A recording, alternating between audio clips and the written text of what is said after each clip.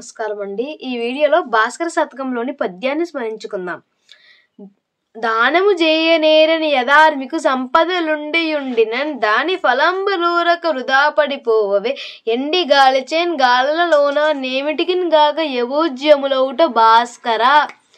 దీని భావం, ఓ భాస్కర, బూరుగు చెట్ల కాయలు తినుటకు పనికిరాక వృధాగా గాడి వలన అడవిలో పడిపోతాయి. అట్లే దానము చేయని మనిషి యొక్క సంపద కూడా వృధాగా నశించిపోతుంది.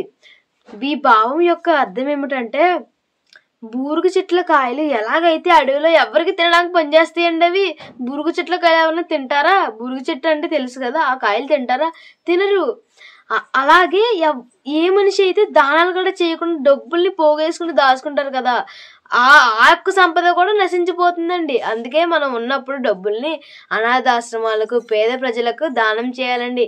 అప్పుడే మనకు పుణ్యం వస్తుంది. అందరికీ నమస్కారం. Thank you.